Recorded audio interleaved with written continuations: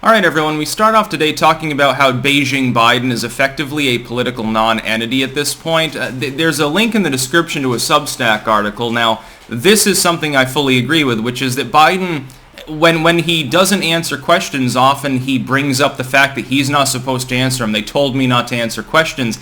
It's getting a little bit bizarre because it's almost like he's in a hostage situation and he's sort of reiterating to people, hey, look, if I fuck up here, it's not even really my responsibility. I know, I think what it is, he'd like to answer questions because he doesn't realize he's demented, as a lot of people with dementia do. Most of the time, he believes he's still 50 years old, he's with it, he's in the Senate, and he can answer people's questions.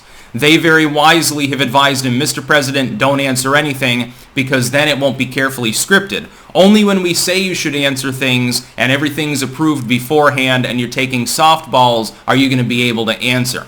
But it goes further than this. It goes further than that, and it goes further than Biden simply not appearing in public for long periods of time. When he has to give a presser, he doesn't answer questions. On the rare occasion he does, they're scripted. But it goes beyond even Joe Biden, when he appears at all. Jen Psaki fundamentally does the same thing. Blinken essentially does the same thing. Both the press secretary and the Secretary of State fundamentally do the weasel word thing and give non-answers to questions on a routine basis after carefully choosing who to call on based on the fact that they know who's going to softball. CNN, MSNBC, some of these others. They're not going to call on Fox more than they can help it. They certainly wouldn't take questions like even Obama or Trump style from independent voices, because then they can't pre-approve things as easily. But you won't see any of that stuff. It was considered very innovative when Obama, I think it was in the 2010 era, was taking questions from like YouTubers and stuff. And Trump, of course, he had like Lauren Southern and a few others granted temporary press passes, various people, people who are from the independent journalistic community that still does journalism. You're not going to see that under Joe Biden. They'd rather have some dancer from TikTok show up to lecture you about, the jabs. It's the cringe administration. Now, first and foremost, before we dig deeper, keep in mind there will be a pinned comment down below if you're watching this video on YouTube with links to 4 other video hosting sites that I use. I make 2 videos a day that are exclusive to those platforms, and they don't end up on YouTube. This can be because of the algorithm. Of course, YouTube starts drowning you out with your own self if you make more than 1 or 2 videos. Sometimes it's because my opinions are verboten, and sometimes the subject is outright verboten too, like certain medical issues, certain elections in recent living memory. You're not allowed to talk about them unless you put on a smiley face and act like a bobblehead, and I refuse to do that. Joe Biden fundamentally is a non-entity. He's not doing his job in any way, shape, or form. You had the Afghan presser yesterday, which I was live reacting to, and it was a shitfest. He was like an hour late. It was very, very scripted. He still stumbled his way through it. At the end, of course, didn't answer any questions. And by the way, the biggest lie of the night last night was that Joe Biden initially in his speech is like, well, we thought the Taliban wouldn't be able to overrun Afghanistan. Our intel said that the Afghan troops were ready to fight and they had a lid on the situation. But then later on in the same speech, I pointed this out last night because it was one hell of a whopper, but it's something that'll go over the average person's head. Certainly the legacy media won't bring it up. But while we thought the Afghan government had everything under control, it would have been unsafe to leave in like May or June or something because we couldn't do it safely and coordinatedly enough. Well, these two things can't coexist. If the Afghan government has a lid on things and everything's fine, you could have evacuated in May. It was possible to hold to the initial withdrawal date. Based on the intel he says that he believed at the time, he would have made that decision. But he was apparently told by other entities that that wasn't a good idea. Now, I think that Biden thought it wasn't a good idea because then Trump gets credit for the withdrawal date. That's why he pushed it back. That's why he ruined Afghanistan. Now, it goes beyond this too. Joe Biden is fundamentally not conducting diplomacy in the normal way either. He had a couple of meetings with like foreign dignitaries early on, but you saw when he met with the Japanese Prime Minister, it was basically a brief burger and fry meal with no questions and stuff like that. When he met with Putin, there was no joint presser afterwards, which has been happening now for decades.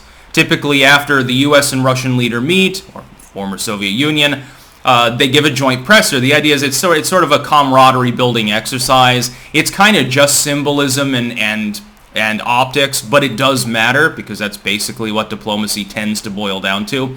Biden refused.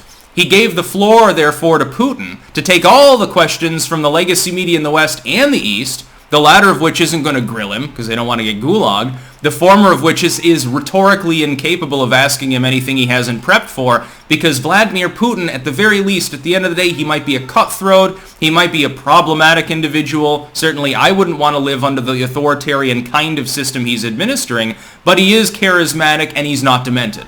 Neither of those things apply to Joe Biden, which is probably why there was no joint presser. Why do you think Kamala, who is the border czar, has not visited the border yet, but she has gone to Guatemala. She has gone to Singapore. She has gone to Vietnam. She's visiting more countries than Joe is. Joe is too busy visiting Delaware. Why the fuck do you think that Kamala Harris is the one doing this? She's the acting figurehead of the administration. He's just the steward. Think of him as Theoden before Gandalf comes along and gets Saruman out of his soul. That's basically the President of the United States in name at this time. He doesn't do the diplomacy thing unless someone's willing to come to the U.S. or it's like a really major thing, like when he showed up to the G whatever it is now conference. That's basically all. He gets too tired. He doesn't answer press questions. He doesn't make strategic decisions. He blames other people for when everything goes wrong, so it must be that he's basing his decision-making on exterior things, like generals and shit like that. Well, they told me that the Afghan army was ready. Well, I mean, you should have analyzed the situation. But that's the thing. He was involved, but he doesn't know anything about Pashtun culture or the Taliban or any of these things. He was a do-nothing senator for several decades, and then he was the court jester vice president that was chosen just to contrast with the young, serious Obama.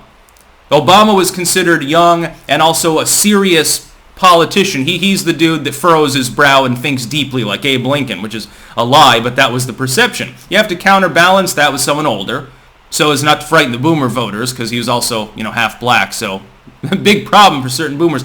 But then Joe, he sort of looks like a boomer, acts like a boomer, that's fine, and he's older, and he's also a chucklehead. He's Sleepy Joe. He's the funny grandpa sort of figure. That's not actually true.